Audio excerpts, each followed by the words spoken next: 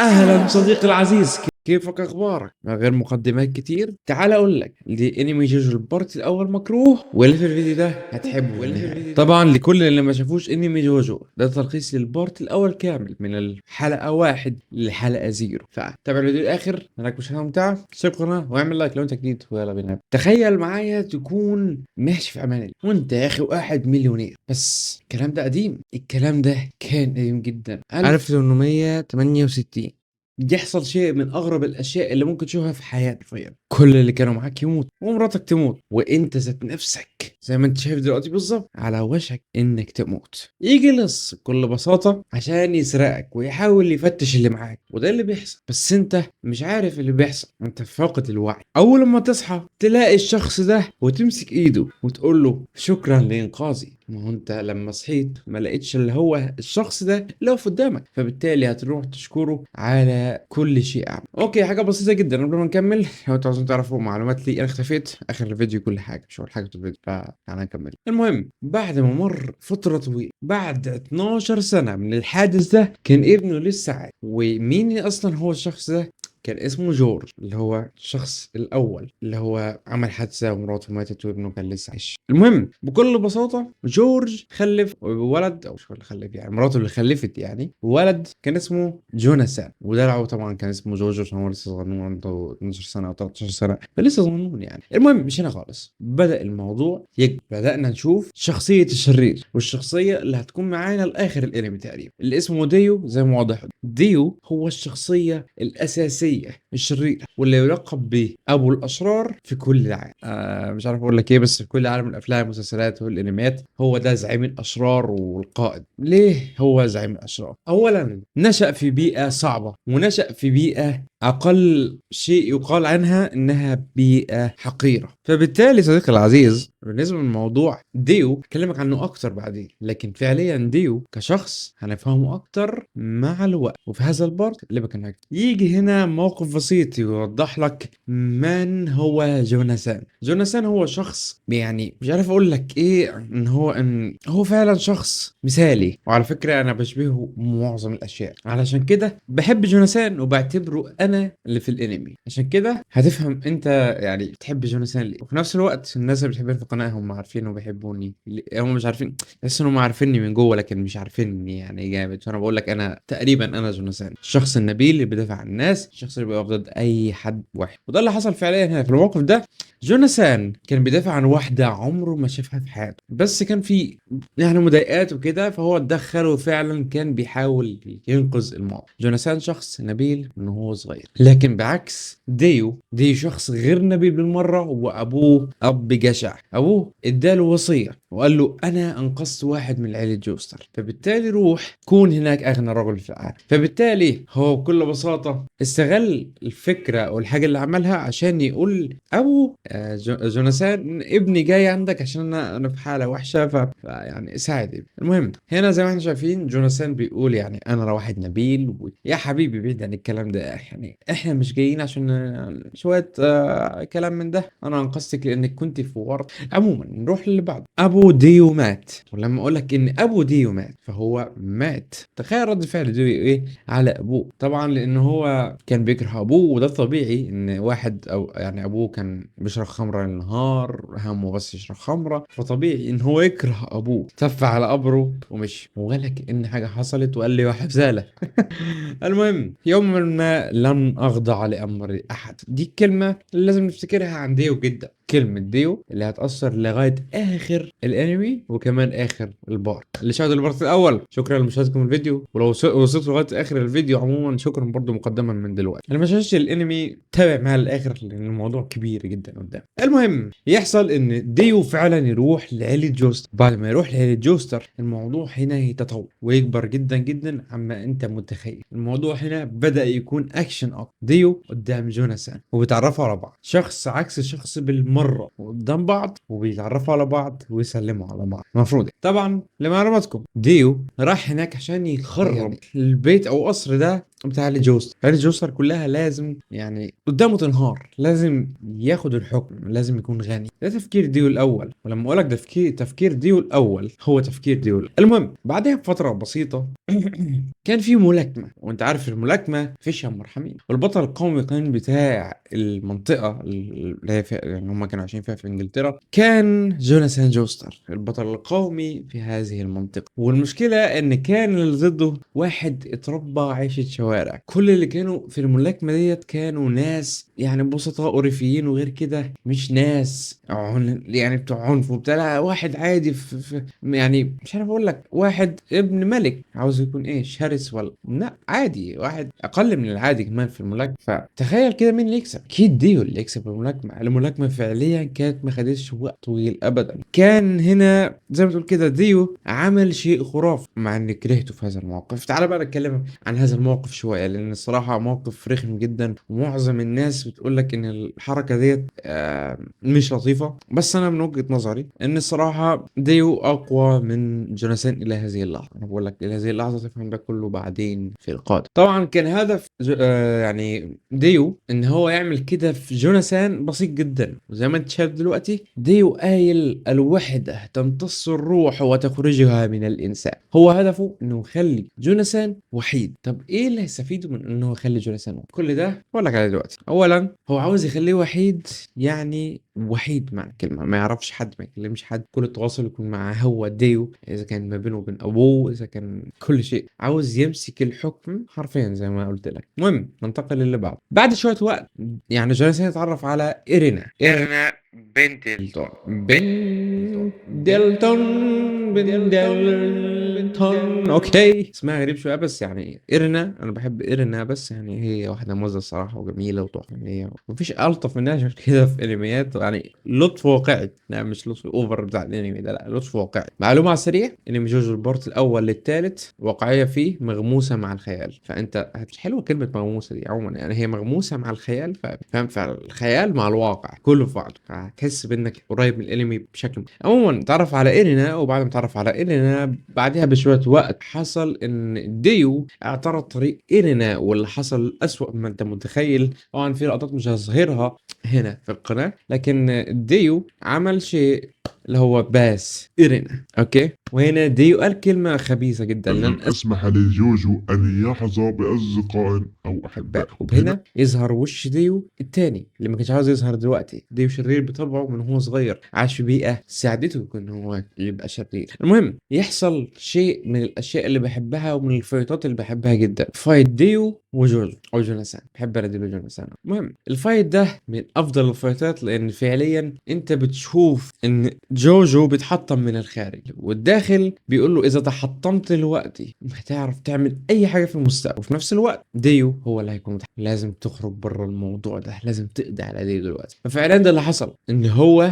واجه ديو مواجهه شرسه، وبعد المواجهه الشرسه محدش فاز. بس انا كان من وجهه نظري ان جوناثان يفوز. وهنا يظهر حاجه مهمه، القناع الحجري. القناع الحجري اللي مكمل معانا لغايه اخر البارت. مش عايز اطول عليك في التفاصيل الدقيقه دي كتير، بس انا بحاول اعرفك التفاصيل وايه اللي حصل عشان تكون معايا في القصه اول باول. هنا ديو يظهر وشه اللي كان مخبيه الممثل، هو حاطط سكينه وراه وعاوز يضرب جوناثان. اول لما ظهر الاب اللي هو جورج دخل السكينه ورا ظهره، ويلا تعالوا لي فوق عشان اعاقبه. من خباثه ديو برضو ان هو شفتوا الكلب اللي هو داني، اللي هو الابيض اللي كان بيجري على ديو، ده كلب جوناثان، كلب اللي بيحبه جدا جوناثان. للاسف حطه في صندوق، وحطه في الحته اللي بيحرقوا فيها الحاجات. فالخدام حرق حاجه ومش عارف ايه، اتحرك جوه حاجه بتهز جوه دلوقتي، في حاجه غلط. وفي الاخر نكتشف ان هو داني، وديو اللي هو حط داني في المكان ده. المهم يتطور هذا الموضوع للحلقه الثانيه بعد 9 اعوام، في سنه 1800 مش 900 حتى 1888. يظهر شيء غريب جدا، حاجه اغرب من الخيال، اللي هو جاك السفاح. جاك السفاح ده يا جماعه اصلا موجود في الواقع، ومعروف عنه ان هو كان بيقتل ستات بس، وظهر هنا في الانمي. معنى كده الجزء من الواقعيه محطوط في الانمي. وعلى فكره معظم الاشياء اللي في الاحداث الرئيسيه واقعيه. رساله من الماضي، وده عنوان الحلقه 2. بعد 9 سنين لما كان عندهم 13 سنه، دلوقتي يعني تعال نحسبها، 21 22 سنة تقريبا. جوناثان جوست واحد، ديو مش براندو بقى، دايرو. وطول جوناثان جوستر هو 195 سنتي في السن ده، وهادي لايك مي.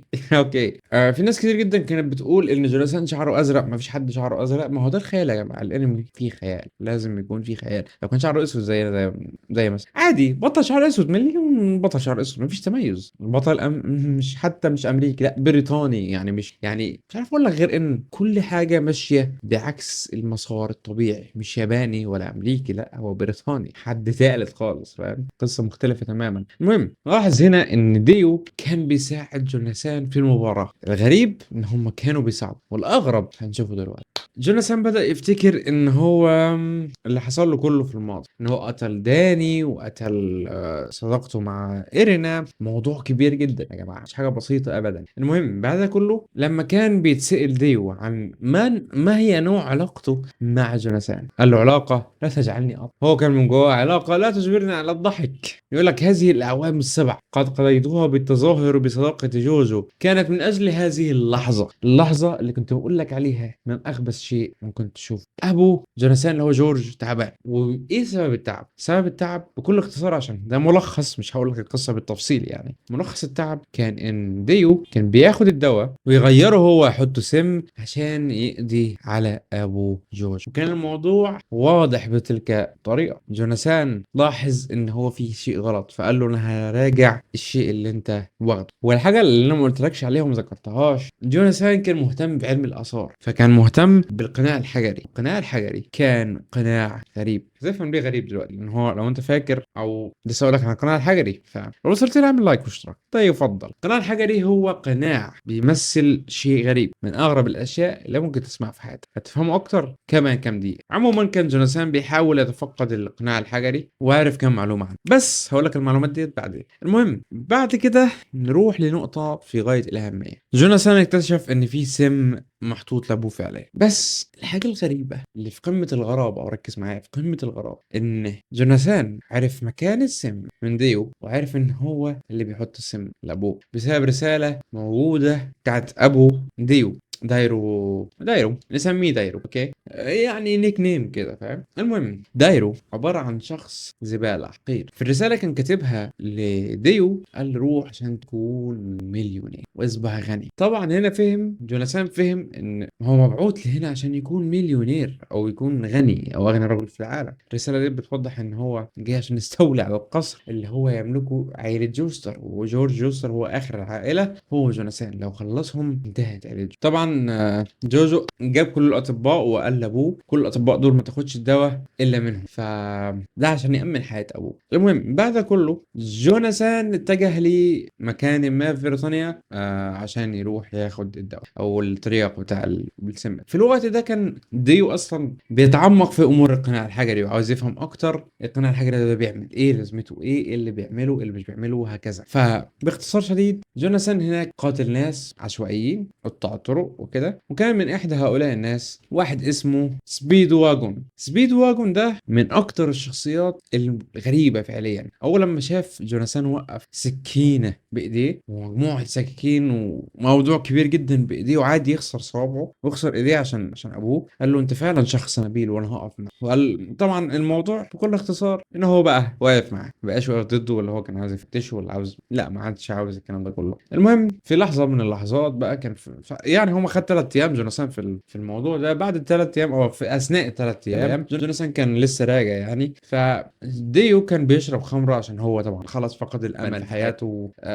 عمر ما الموضوع هيكون سهل ابدا. في 2 كانوا ماشيين في الشارع فعملوا عمالين ايه يتريقوا عليه عشان هو بيشرب خمره وبتاع، فضرب واحد منهم، والتاني قرر ان هو يجرب عليه القناع الحجري. وطبعا زي ما انت شايف جرب القناع الحجري، حط الدم عليه زي ما هو مكتوب في اللي اكتشفه جوناثان. طلع نور كبير جدا من القناع الحجري حجري وقفل على وش الشخص ده، ووقع الشخص ده ميت. ديو قال اوكي مات خلاص، ايه لازم تقنع، ده التعذيب، ومشي وسابه. بس الغريب ان هو قام وجاله من ضهر، قناع وقع من على وشه، وظهرت عنده انياب، تحول من انسان لمصاص دماء. الموضوع كان في قمة الرعب. لكن انت عارف ايه اكتر حاجة مرعبة؟ اكتر في حاجة اكتر رعبا مما انت متخيل بكثير. طبعا هي قوة مصاص الدماء، لو بس بسبب ان هو ضربه ويعني وزقه كده لغاية الجدار او الحيطة، مش عارف الجدار ده عموما، الحيطة، كسر الحيطة وطار ديو في اخر المهم مش هنا خالص. المهم يجي لك بعد شوية لما كان خلاص ديو هيموت، الشمس تطلع وتشرق الشمس ويختفي مصاص الدماء من على الوجود. هنا اختفاء مصاص الدماء ده كان ليه موضوع تاني. مصاص الدماء تعرف، احنا عارفين كلنا مصاص الدماء دي حاجة اصلا من زمان جدا، كان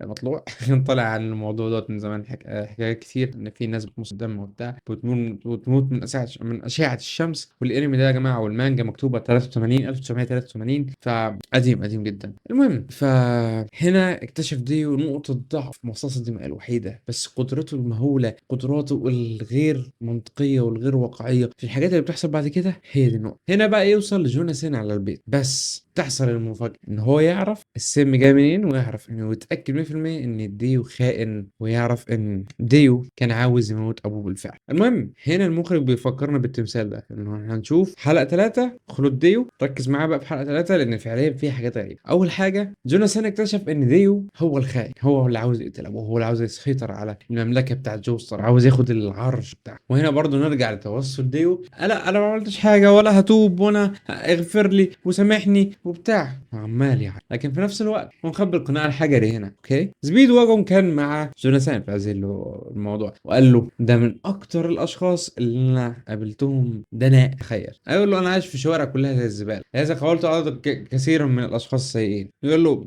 انا على علم من بعد اللي يحصل من حسالة، يمكن التمييز بين الشخص الجيد وسيء عن طريق رائحته، والرائحه التي تفيح من هذا الشخص اسوأ من رائحه القيء او القيء عموما. للدرجه دي الموضوع مقرف، للدرجه دي هو عارف ان هذا الشخص مقرف جدا، وشخص زي الزفت لابعد الحدود، شخص شرير من اول ما اتولد. الموضوع مش هنا صديقي العزيز، هنا جابوا له كمان بياع السم اللي باعوا له الراجل الصيني اللي باع له السم. وهنا فعليا كانت صدمه. جورج جوستر كان موجود في الموضوع، وقال له كنت بحبك زي ابني، ليه عملتني؟ المهم هنا يحصل شيء غير متوقع، في اغرب شيء غير متوقع انت هتسمعه في حياتك دلوقتي. ديو قرر ان هو يطعن جوجو ويحط على نفسه القناع ويحول نفسه بدم جوجو عشان يكون مصاص دماء، يكون اقوى منهم كلهم. فده اللي حصل، بس اللي حصل اغرب مما انت متخيل. جورج جوستر ضحى بنفسه قدام جوجو، واتضرب هو بالسكينه، وديو خد الدم حطه على القناع وتحول زي ما انت شايف، تحول للوحش اللي انت مش هتعرف ليه قوه ابدا. انا بقول لك الوحش ده اقوى مما انت متخيل بكتير كده. المهم يتضرب مليار رصاصه ويقع على الارض، وفي الاخر يقوم. بس اول لما يقوم يبقى مصاص دماء. مصاص الدماء اللي بكلمك عنه هو شخص بشع جدا، لان اول حاجه عملها هو ان موت هذا الشخص في لمح البصر، قطع يعني الجزء ده كله، فاهم؟ كله فاهم. اول لحظه لظهور ديو بعد التحول لا لحظة. بس بعد كده بقت الرصاصات لا تؤثر في ديو ابدا، مهما اتضرب بالنار ما بيحصلوش حاجه، هو اصلا ميت بالفعل، دمه متغلظ، لا يوجد اي شيء يدعو للفزع، عادي، دم ناشف وممكن ياكله عادي. هو مصاص دماء دلوقتي، هو دلوقتي همه الدم. طبعا الناس كلها كانت ساعتها، وسبيدي ووجن ذات نفسه كان مش مصدق ان في شخص ازاي عايش وضرب رصاص وهو لسه عايش. مش منطق صح. المهم بعد ده كله، بعد ما يموت كل الناس الموجوده ويفضل بس سبيد واجون وجوناثان جوستر، قرر جوناثان ان هو يعمل المستحيل عشان يطلع بره هذا الموضوع. يبدا بان هو يخدعه بان هو يولع نار في القصر عشان يحرقه. مصاص دماء يعني دي لعنه، زمان كانوا بيقول لك بالفضه والنار يموت مصاص الدماء، فهم كانوا ماشيين بهذا الموضوع، النار بيموت مصاص الدماء، فيلا نار، ولعوا نار، مفيش فايده. ديو مازال لسه عايش بيتحرق، في حرق بيبان عليه، لكن هو مازال زال مصاص دماء. وصل لخلود ديو بقى خالد، يعني بكل بساطة لو مص دم أي حد هيرجع شباب ولا كأن حاجة حصل. جوناثان قرر إن هو يتحدى ديو بإن هو يطلعه فوق لأعلى نقطة عشان يخلي القصر كله يولع وهو يعرف ينال من ديو. وصل فعلا للسطح جوناثان جوست. بعد ما وصل للسطح كان ديو في الطريق، فعلا وصل ديو. بعد ما وصل ديو طبعا يا جماعة في اللقطة اللي لازم أوريها لك اللي هو تحول الألوان ده رائع رائع يا أخي، رائع أقسم بالله. لما تلاقي كده النار مرة واحدة يعني لونها بنفسجي والجو غريب، وبعد كده النار تتحول للونها الطبيعي، وبعد كده قرر ان هو ياخده، يعني ياخد ديو يزقه وينزل بيه على اخر القصر. المسافه ضخمه جدا يا جماعه، انا بكلمك في مسافه قصر، يعني طول ارتفاع قصر يعني حوالي 60 متر تقريبا، فاهم؟ فحاجه ضخمه جدا جدا يعني. المهم بعد نزول طويل جدا جدا لان هم وقفوا كتير جدا في الطريق، وبعد النزول الطويل ده نزل جوناثان بديو على التمثال اللي انا قلت لك عليه، ركز عليه. التمثال ده اللي هو كان تمثال الست اللي واقفه ماسكه سيف كده حمايه القصر. دي شعله. المهم الشعله ديت هو على الطرف بتاعها، يعني دخلت من هنا وطلعت من هنا، فاهم؟ اللي حصل كان عملاق جدا، وجوناثان طلع بره الحريق، وتنتهي هذه الحلقه بان جوناثان غلب دي. ننتقل الى حلقه 4. حلقه 4 جوناثان بيتعالج من اصابات خطيره ومن حاجات افظع مما انت متخيل، بس ايرنا موجوده وهي اللي بتساعد. كان دراعه مكسور وكتفه مخلوع وحاجات كتير جدا كانت بتحصل. المهم يحصل بعد كده ان جوجو يعترف او يشوف الملامح دي مش غريبه عليا. انت ايرينا في اللحظه ديت كانت لحظه جامده. كانت ايرينا بتقول له من لا تشبهني ايرينا. اوكي. المهم ايرينا بقى لها طول الليل بتساعد جوناثان، فوقعت منهاره وجوناثان يقول لها عادي الدنيا ايزي. المهم بعد ده كله بعدها بفتره يظهر ديو اللي راح واقنع جاك السفاح ان هو يكون معاه في مش اقنع، هو سيطر على جاك السفاح. القوه دي هتبان اكتر مع كل بار، قوه ديو بتتطور مع كل بار يا جماعه، فركز في الحته دي. يظهر شخص غريب جدا وهم ماشيين جوناثان وإيرين بعد كام يوم، يعني بعد ما اتعالج بدا قادر يمشي. في لحظه شخص غريب لابس ابيض ولابس كاب طويل وبياكل فطار. الغريب هنا مش هنا ان هو عارف اسمه، قال له جوناثان جوسا والانسه إيرينا بندل، يعني قال اساميهم بكل بساطه. وانطلق هذا الشخص باتجاه جوناثان باسرع شكل ممكن وضربه بصبعه الصغنون ده، خلى جوه بطنه كده. وجوناثان بدا ان هو مش قادر يتنفس ويطلع كده، يقع على الارض جوناثان ومش فاهم ايه اللي بيحصل. والشخص ده بياكل الفطار، ولا في شيء غلط دلوقتي، في شيء خاطئ بيحصل هنا. ايه جوناثان تبدا ان هي تظبط، ولا كان كان كسر ولا خلع ولا اي حاجه. قال له انا البارون زيبلي. ومعنى البارون اصل الكلمه فرنسي وتعني المحارب النبيل، عشان زيبلي اوكي هو اسمه ويل زيبلي. اوكي ويل زيبلي عالج جوناثان، وبعد ما عالج جوناثان قال له انا هوريك طاقه انت ما تعرف. الطاقه دي اسمها الهامون، تعالى دلوقتي اوريك ما قدره هذه الطاقه. جه قدامه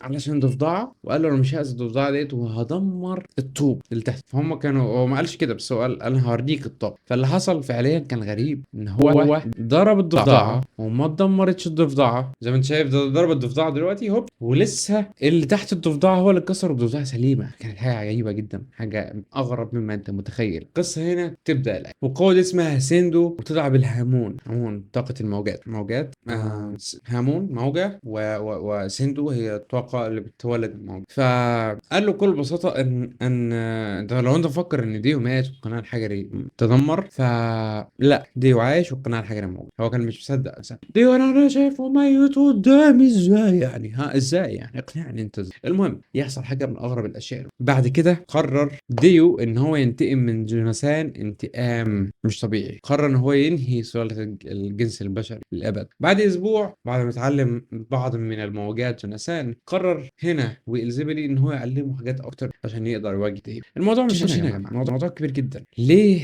وإلزبلي بيحاول يوصل للقناع الحجري وبيحاول يعمل ده كله؟ احكي لك حكايته باختصار عشان حكايته طويله شويه. من هو صغير كانوا في رحله، وكان في العشرينات من عمره، وكان في هو دلوقتي كبير بس عشان هو عنده طاقه الهرمون فهو بيظهر صغير في السن، لكن هو كبير في السن، هو في الستينات او السبعينات. المهم في العشرينات من عمره كان يعني كانوا في رحله هو وابوه والبحاره اللي معاه وكده، وراحوا رحله. فواحد من الطاقم حب ان هو يعني يجرب القناع ده، ولما جرب القناع كل الطاقم مات وكله مات بأبشع الاشكال. وبعد كده بعد ما قفزوا في الميه كلهم، ومش كلهم، هو بس اللي قفزوا في الميه والزبلي بس، لا الكائن ده بيطارده حتى في الميه. بعد ما طارده في الميه اكتشف ان هو ابوه، بعد ما شاف وش الشمس اشرقت وابوه اختفى من على الوجود قدام. فبالنسبه له القناع الحجري قتل ابوه، ومعنى ان القناع الحجري يقتل ابوه فده سبب كافي ان هو يدور على القناع، واي حد مستخدم القناع عشان يموت ويمنع القناع الحجري ده من الوجود اساسا. سينا مش المشكله، القناع الحجري ده ليه قصه ثانيه خالص انا فاهمها اكتر دلوقتي، فاهمها اكتر بعدين في البورد الثاني. البورد الثاني ضوء كبير. المهم ويلزبي بعد فتره طويله اتعلم على ايد معلم، بس في حاجه اتعلمها رهيبه جدا، في حاجه اسمها زوم بانش. زوم بانش هي عباره عن شيء بيمط الايد. يا جماعه بيفكروا حاجه بتاع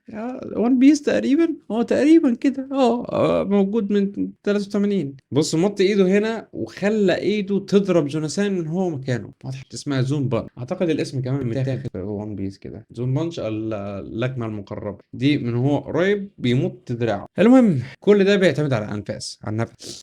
كل ده نفق. الموضوع كان غريب. المهم يوصلوا هنا لنفق كله ظلام في ظلام. هم دلوقتي رايحين عشان يواجهوا دي ويحاولوا ان هم يعني يرجعوا النصر، اللي هو فاهم، تحس ان هم ما فيش نصر لانه دي لسه ينتصروا على دي. دخلوا هذا المكان والسواق بتاع العربيه مش بيرد، العربيه وقفت. في حاجه غريبه جدا بتحصل، ونزل السبيد واجون لقى السواق مقتول ومحطوط الراس حصان عليه ومحطوط فيه سكاكين وراس الحصانين مقطوعه، ويقع الراجل بالراس ويزبري يحس باحساس غريب ويقول لهم تراجعوا عن الاحصنه. يظهر جاكي السفاح من جوه الاحصنه، جاكي السفاح اللي تم السيطره عليه من قبل ديو، اللي بقى كمان مصاص دماء، اللي عنده قدرات اوفر عن البشر بكتير. جوناثان هذا الشخص خطير. الكلمه اللي قالها وإلزبري لجوناثان جو. يا جماعه في الفتره ديت اللي هي تقريبا كام شهر، ديو كل يوم بيلاقي له حلفاء كتير، مش حليف واحد، لا حلفاء كتير جدا، عمال يبني جيوش تابعه ليه فقط، من اقوى الناس لاضعف الناس، ان هو يبني جيش كبير. المهم بعد قتال عنيف جدا مع هذا الشخص، وكان المنتصر الاخير طبعا جوناثان، نروح لحلقه 5. حلقه 5 راحوا القريه اللي هي يزعم ان فيها ديو، وراحوا القريه ديت، وكان حاجه غريبه جدا حصلت. في واحد ولد صغير نط يسرق شنطتهم اللي كانت مع ويل زبلي، ويخرج ويعدي النهر وموجات للجبل اللي فوق، وتضرب الطفل من فوق، ويقع الطفل من فوق الجبل بطاقه الهمون. ما اثرتش على الطفل حاجه بس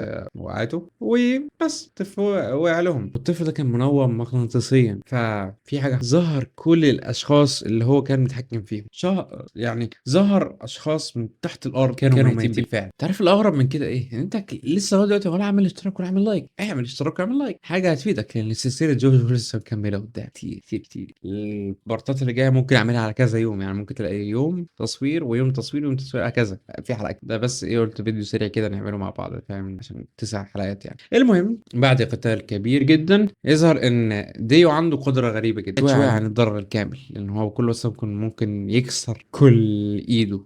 هو كل اللي عمله ده هنا ان بخر كل الميه اللي في ايد ويلزبلي. لما بخرت الميه كلها هتتجمد في لمح البصر، هتبقى عامله زي الفريزر بس سريع جدا لدرجه ان الايد بتنتهي. المهم هنا دخل كويسه. الفارسان المتوحشين الذي عملا تحت امره الملكه المنحوسه ماري سيريوت قد اعدم في القرن السادس عشر على يد اليزابيث اكيد سمعتوا بيها، ملكه قديمه جدا، وده في الواقع حصل. المهم قصتهم بكل بساطه، اول حاجه لازم تكونوا عارفينها، الفارس الاول اسمه، بص زوم بانش هنا ظهرت يا جماعه بشكل خرافي، عاوزكم تشوفوا لازمه، لان حرفيا ما كانش يعرف قدراته. هنا بيمتص دم جوناثان جوستر من شعره عشان هو تحول لمصاص دماء اصلا، ممكن يمص دم من اي حته جسمه. المهم بعد مواجهه كبيره جدا ومعرفه لمين هم المحاربين دول بعد فتره طويله جدا من الكلام ومعرفه الناس القديمه ديت مين، يقرر المحارب الاول اللي هو بروفورد قرر قرار ان هو ينزل جوجو جوه الميه عشان يكون اسهل عليه ان هو يأذيه. وهنا يظهر شيء غريب، لان احنا انتقلنا من الحلقه 5 للحلقه 6. بس قبل ما نروح لحلقه اكتر في البحث، فدي الحلقه رقم 6. بعد قتال كبير جدا جوناثان قرر انه يوقف قتال لما بورفورد قال كلمه بالرغم من هزيمتك لا تزال مش عارف ايه عموما، يعني اختصارا لكل الكلام اللي قاله هو شعر بالالم، فجوناثان وقف مكانه واستنى الضربه تيجي من بورفورد. وهنا كانت المفاجاه، بورفورد خربت بس جوناثان وقف زي ما هو جنبه. قال له هم طبعا كل الموجودين بيعملوا ايه؟ قال له انت تحدثت عن الالم لتوك يا بورفورد، لكن انت المصاص دماء ازاي تحدث عن الالم؟ بورفورد يظهر من تحتيه الورود بتتفتح بسبب موجات جوناثان، لان يعني الموجات دي عباره عن طاقه الشمس اصلا، فهي نفس قوه طاقه الشمس. فكان حاجه غريبه ان هو بيشعر بطاقه الشمس دي كانه بشري. يعني قالوا انت مصاص دماء، المفروض ما تشعرش بهذا الموضوع. كان حاجه غريبه فعليا، بس الاغرب من كده هقول لك عليه دلوقتي. بورفورد اخر حاجه سمعها هو اسم جوناثان جوز، وهو مقاتل من القرن السادس عشر، واداله سيفه وقال له مش هنساك ابدا يا جو. المهم هنا نروح لنقطه تانية بعد قتال برضو كبير جدا. هنا تيجي نبوءة تومبني، اسمه تومبتي المعلم بتاع ويل زيبلي، فاهم؟ تومبتي اوكي. تومبتي دوت معلم ويل زيبلي، الراجل الكبير بقى، المعلم الكبير اللي علم ويل زيبلي كل حاجه عن الهامون. المهم مش هنا خالص، المهم ان في حاجه افظع مما انت متخيل جايه الحلقه دي. العملاق اللي كان بيقاتل جوناثان ويل زيبلي وسبيد واجون حبس جوناثان في مكان القتال الفرسان القدامى، واتقفل الباب وهاتك. هنا في خناق لازم تنتهي بموت حد فيهم، لان كل واحد محاوط بطوق حديد، وكل واحد المفتاح بتاع التاني هنا عنده في السلسله اللي على رقبه كل واحد فيهم. فحاجه قمه الرعب. تعرف يعني ايه قمه الرعب؟ تكون محبوس في مكان مربوط بسلسله حديد وسلسله كبيره وطوق حديد، وتدك واحد قدك تاني، يعني حوالي طوله 3 متر تقريبا. يعني مش عارف اقول لك غير ان حاجه قمه الرعب. على فكره يا جماعه زمان في القرن 16 كانت واكتر من كده كمان. فتقوليش اوه ده جاي من سيف النار، لا هو فعلا كان كده. وسيف النار بتجيب برضو من اجيال قديمه، يعني مش بكلمك في حاجات جديده، كل حاجات قديمه. حتى سيف النار عاوزك اعمل ملخص سيف النار اعمله عادي. المهم دلوقتي بعد فتره من القتال كان لازم يتدخلوا في امر هذا الشخص اللي هو جوجو او جوناثان جوست. وإلزبيلي حس ان في حاجه غلط لما دخل المكان ده بعد ما دخل بوكو الطفل الصغنون ده عشان يفتح له الباب من جوه الجدران. في حاجة غريبة جدا هتحصل الحلقة اللي جاية، الحلقة رقم 7، ونبوءة ويل زيبلي من معلمه. النبوءة أغرب مما أنت متخيل. قال له بكل بساطة يا ويل زيبلي أنت هتموت في مكان تفوح منه رائحة الموت وفي وقت غير مناسب، كمان متأبشع مما أنت متخيل. الموضوع ده كان مرعب، بس في وجهة نظر وجهة نظر ويل زيبلي هو عمل اللي كان عاوزه أصلا من البداية. خلى في حد خليفة ليه، هو مين؟ جوناثان جوستر. لما دخل المكان ده على طول ويل زيبلي حس بان هو خلاص دي النهايه، انا خلاص انا وصلت النهايه. فلما وصلت النهايه خلاص صديق، خلاص وي ار نوت سيم اي ويل داي ناو. اوكي هو خلاص حط دماغه اني هعمل المستحيل ولا هموت هنا. المهم بعد شهر مات ويل زيبلي. لا مش بالسرعه دي، الموضوع ما خدش السرعه اللي انت مفكرها. ويل زيبلي عنده طاقه هامون، مش شخص طبيعي، مش شخص عادي. طاقه الهامون دي اللي هي بتعيشه اطول فتره ممكنه، حتى لو هو مات هو ماتش بالفعل، هو هيخليه عنده طاقه الهامون دي محافظه على جسمه، محافظه على صوته وعلى شكله، كل حاجه تقريبا. ففي شيء غريب حصل، يمسك يواجهه جوناثان جوست، ضرب الحديد ديت وكسرها بايده، وكان بيقول لقد بعت كل ذرة من روحك الى ديو. وهنا يظهر قوة جوناثان اللي محدش شافها قبل كده. عشان كده بقول لك انا هبدا لك جوناثان يقدر ان هو يمحو هذا الكائن اللي هو تاركس دوت يتمحي بكل ما تعنيه الكلمة.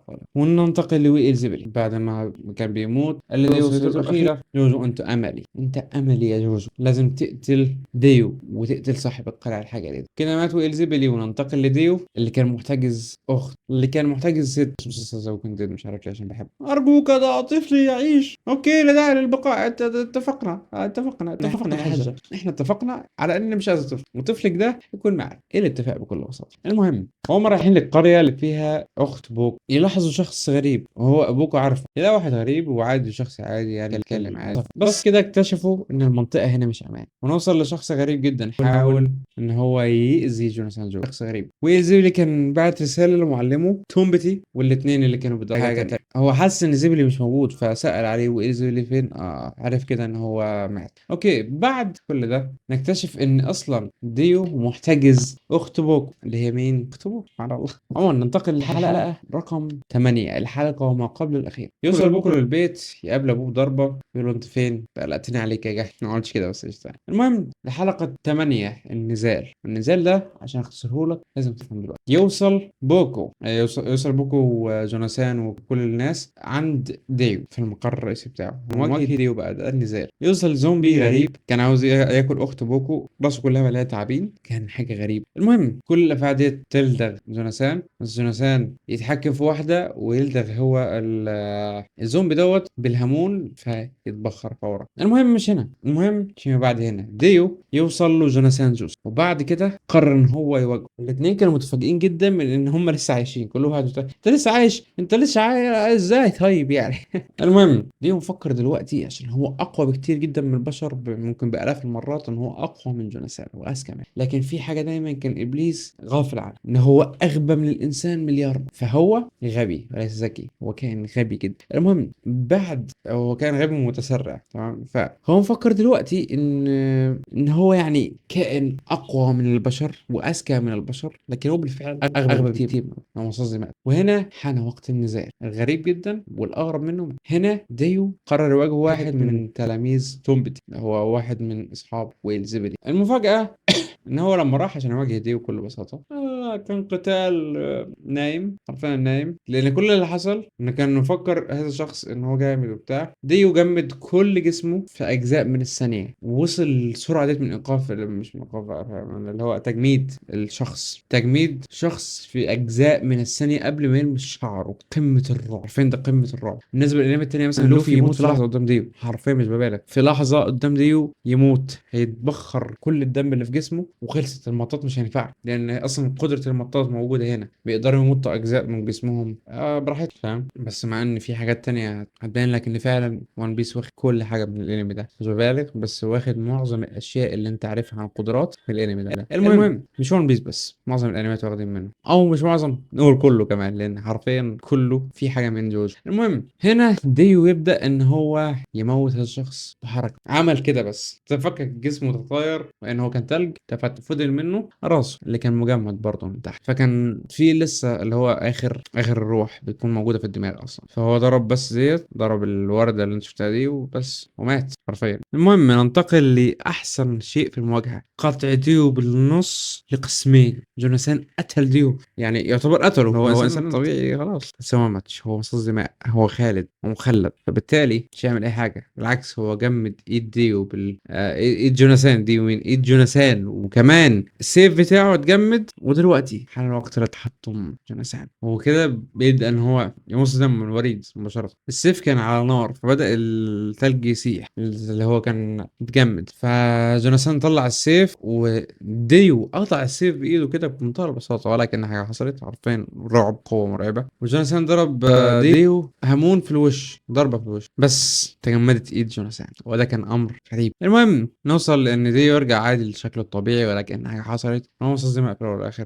هنا جوناثان يعمل حركه متهوره وياخد نار مع الهامون ويضرب ديو عشان ما يتاثرش بموضوع التجمد ده. الموضوع حصل بسرعه، لكن بعد ما حصل الموضوع بسرعه قدر ان هو يضرب ديو، واثر عليه انه ضربه نحس، وانفجر الجزء ده من جوه لبره الناحيه التانيه. كده المفروض ديو بيودع، لانه بدا يسيح، بدا يتبخر، جسمه كله باظ، جسمه كله بيدوب، ففيها غلط بتحصل. طبعا كلهم بيقولوا مات ديو لقد انقذ العالم. الحلقه الاخيره، اهلا وسهلا بيك في الحلقه الاخيره. لو تابعت الفيديو لغايه هنا ما تنساش تشترك في القناه وتعمل لايك يا ريت يعني. المهم هنا هيقول ان يعني ديو قرر ان هو يفصل جسمه عن راسه، ويخلي راسه لوحده عشان راسه ما تتاثرش، وجسمه كده كده بيدوب فهينزل يدايب. وبعت اللي هو طبعا السيطره كلها من دماغه، فبعت اللي هو ايه الصيني اللي هو كان بيتحكم فيه اصلا عشان يلتقط الراس بتاعته.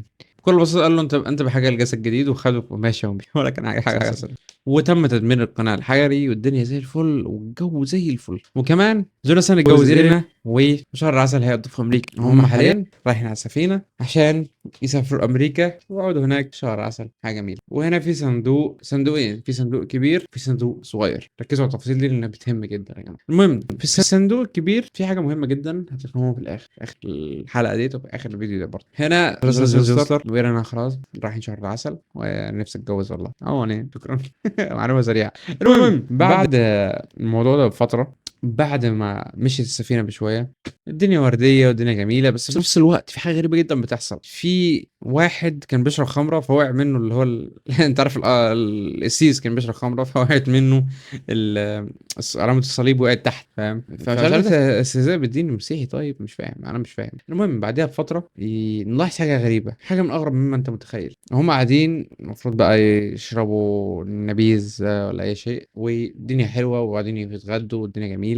مره واحده يظهر حاجه غريبه من العدم. صندوق غريب. الراجل ده لما نزل تحت لقى في صندوق غريب، في قفل من جوه مش من بره، حاجه عجيبه. وكمان الحته دي قدر ان هو ديو يضربه منها، يفتح له الباب ويطلع هنا ديو قدام جوناثان جوستر وبيقول جسدي الجديد اتى. وديو لسه حتى لو كان راس مصاص دماء. وهنا تحولت السفينه تقريبا كلها لمصاصين دماء. وهنا كان في حاجه غريبه. بعد شويه وقت حصل خناقه ما بين ديو وجوناثان، وديو كمان ظهر القدره الجديده ان هو بيطلق ليزر من عينه، ماده حمضيه مش ليزر، هو ماده حمضيه. فضرب الليزر جات هنا لجوناثان. الامر مش حلو ابدا. دي مميت، دي كده معناها ان جوناثان بيموت. المهم يجي حاجه غريبه جدا، جوناثان خلاص عرف ان هو بيموت قدام ايرينا كمان. دي مشكله. الموضوع ده يا جماعه محسوس اكتر لما تشوف الانمي، مع اني بلخص لك الموضوع بس انا ما بحبش التلخيص، بس قشطة يعني اشوف الانمي احسن بعد ما اشوف التلخيص صراحه. عموما بعدها بفتره جوناثان ما عادش قادر ياخد نفسه، ما عادش قادر ينشئ موجه، ما عادش قادر يعمل حاجه. فبالتالي كل القدرات اللي كانت عنده ما عادش موجوده. بس باخر ضربه عنده قدر ان هو يضرب الصيني اللي مع جوناثان، مع ديو. قدر ان هو يضرب الصيني ده وضرب الصيني في اخر قوه عنده، واخر حرفيا اخر حاجه ممكن انه يقدر يعملها. اخر موجات جوناثان كانت هي ضربته. بعد ما ضرب المساعد ديو دوت خلاه يروح بالموجات ديت، خلاه يتحكم بيه وخلاه يروح يوقف العجله اللي بتمشي السفينه. كانت حاجه غريبه جدا وعجيبه. بعد ما وقفها وانتشن الكائن الزباله ده عموما يعني جوناثان عمال يقول لها امشي وهي مش عارفه تمشي. في طفله هناك عماله تبكي بيقول لها اجل البكاء عليك ان تعيش في لحظات من الحزن. والله هذه شجاعه قاسيه فعلا والله. امنيتي الاخيره هي الموت بجانبك. تلك الام ماتت لاجل طفلتها او طفلها. نفهم البارت اللي جاي، مين الطفله ديت؟ عموما ولدت فعل ولد الامر ذاته انقذ الطفل وارحله. هنا قرر ديو ان هو يستولي على جسد جوناثان. ومرحبا بك يا جسد جوناثان. هنا جوناثان ضرب ديو اخر ضربه حرفيا، بس للاسف ما حصلش اي حاجه. كان اغرب من كده ان جوناثان حضن ديو حضن معناه انت صاحبي اللي عرفتك طول حياتي. فكانت اخر كلمات جوناثان عيشي سعيده يا ايرينا. بس حرفيا ديو كان بيكلم جوناثان وبيقول له دعني يا جوجو يمكنك العيش للابد وبتاع. لكن الحاجه الغريبه ان جوجو اصلا كان ميت. جوناثان كان مات. جوناثان مات وانتهى البارت الاول، لكن ما انتهاش بالكامل. تاريخ ترك ولم يعرفه العالم. فاهم الموضوع فعلا عميق. المهم بعد كده تنجو ايرينا بالطفله او الطفل ده، هنقول طفله. حرقت عليك البارت التاني يعني مش كله، بس حرقت طفله. الطفله هتيجي متاخر البارت التاني. بس كده احب اقول لك ان البارت الاول من جوجو انتهى. هتقول لي ما هو سبب انقطاعك عن اليوتيوب؟ سبب شغل جديد. رحت مكانين للشغل. مكان كنت بروح فيه في كل حته، قابلت ناس بالعبيط. مكان تاني بكلم ناس كتير جدا في التليفون، ولا اعتقد انت ممكن تفكر في حاجه لو انت عرفت. دي تلميحات عن الشغل. تلميحات كنت بقابل ناس كتير، وتلميحات يعني تلميحه تانية شغل تاني كنت بكلم ناس كتير في التليفون. ما هو نوع الشغل الذي تتوقعه؟ هل سمعت صوتي من قبل يا صديقي العزيز؟ حرقتني من قبل؟ اذا لم تراني من قبل فاشترك القناه واعمل لايك للفيديو وقدر المجهود اللي فعلا بذل الفيديو ده. اشوفك الفيديو الجاي. سلام صديقي العزيز، كان معاك مصطفى من قناتك العاب وتوبيا.